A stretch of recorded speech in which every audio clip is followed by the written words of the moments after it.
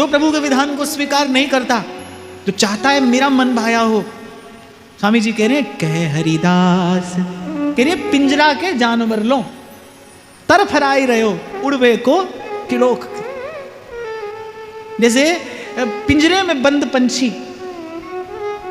दिन भर अपना पंख फड़फड़ाता रहे, फिर क्या कर रहा है? कोरा परिश्रम ही तो कर रहा है, उड़ तो नहीं सकता, उड़ नहीं सकता है, पिंजरे में बंद है। ऐसे जीव परबस, जीव स्वबस भगवंता।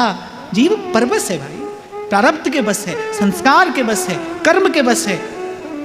ये एक पक्ष है और इसमें बड़ा दुख है, इसमें बड़ी पीड़ा है। क्यों ना ये मान लिया जाए, हे प्रभु मैं तो आपकी इच्छा के अधीन हूं, तेरो नचायो नाचूं। कितना सुख है इस भाव में, इस स्वीकृति में। जचे जिस तरह नाच नचावो, जचे जिस तरह नाच नचावो, थे मन भायो जी नाथ थारी शरणी आयो जी, शरणी आयो जी। इस दृश्य को रखना चाहिए अपनी दृष्टि में कि पिंजरे में बंद पंछी 100, 1000, लाख प्रयास करता है, वो भड़फड़ाता है, वो यहां से वहां कूदता है, लेकिन उसमें इतना बल, उसमें इतनी सामर्थ्य नहीं है कि उस पिंजरे के जाल से स्वयं को मुक्त कर सके। जीव में कितनी भी सामर्थ्य प्रभु ने दी हो, कई बार मैं आपको निवेदन करता हूं, गुरु बिन भव निधि तरही न कोई, जो बिरंची शंकर सम होई। बिना गुरु की कृपा के, बिना भगवत अनुग्रह के, बिना प्रभु के अनुकूल हुए जीव पार नहीं जा सकता।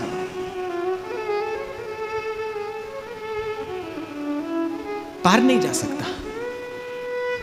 यहां से फुदक के वहां से फुदक के वहां, पर स्मरण रहे है पिंजरे के भीतर ही। कभी स्वर्ग, कभी नर्क, कभी कीट और कभी ब्रह्मा। यही जीव की दशा है, कभी स्वर्ग है, कभी नर्क है, कभी कीट है और कभी ब्रह्मा है, पर स्मरण रहे है पिंजरे के भीतर ही। कहा भय किए कर्म यज्ञ दान देत देत, फलन पाए उच्च उच्च देवलोक चढ़ही, पर पर्यो प्रवाह काल के कदापि छूटी है नहीं, श्री व्यास नंदन नाम जो प्रतीति सो नरट है।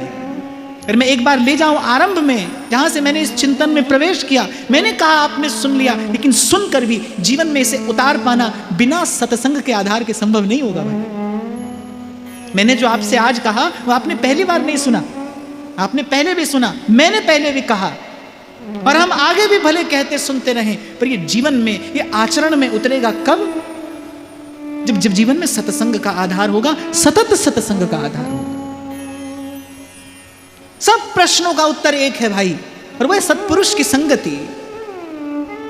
कबीर तो डंके की चोट पर कहते हैं, बोले ये करिए वो करिए, यहां जाइए वहां जाइए, ये पढ़िए ये जानिए, पर जब तब साधु तारसी और सकल परपंच।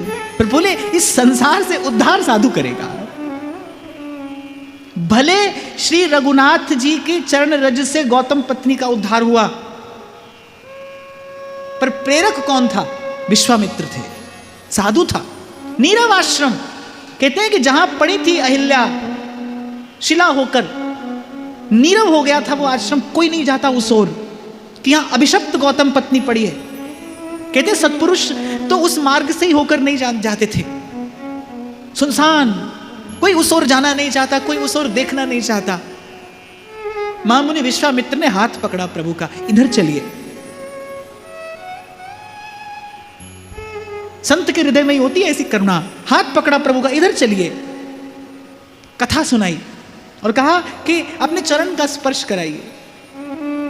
शील निधान प्रभु कहते हैं मैं ऋषि पत्नी को अपना चरण स्पर्श नहीं करा सकता, मैं नहीं कराऊंगा। कहते पहले विश्वामित्र ने कहा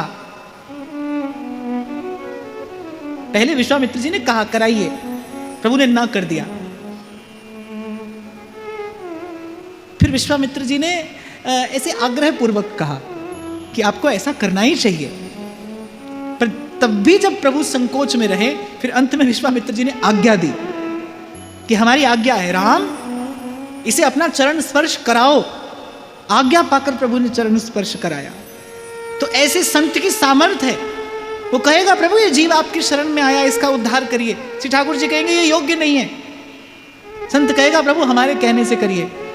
और फिर भी यदि प्रभु विचार करें तो फिर संत के पास तो ये भी सामर्थ्य है। प्रभु ने कहा मोते अधिक संत करी लेखा। श्री रामानुजाचार्य भगवान रंगनाथ से कहते हैं हे प्रभु हमारे नाते के नाते और उसके नाते जो आपके पास आएगा उस जीव का आपको उद्धार करना होगा। यदि आप हम पर प्रसन्न हैं, हम अकेले आपके पास नहीं आएंगे, हम अकेले आपके साथ नहीं रहेंगे, इन जीवों का आपको उद्धार करना होगा। ऐसी करुणा का दर्शन कहाँ होता है? केवल संत के हृदय में होता है। इसीलिए हमारे व्यास जी कहते हैं साचा मंदिर हरि के संत, ये सच्चा मंदिर है। तो आज की वार्ता श्री जी के चरणों में निवेदन करते हैं। महाराज श्री के चरणों में प्रणाम, आप सबके हृदयस्थ भाव प्रभु को नमन।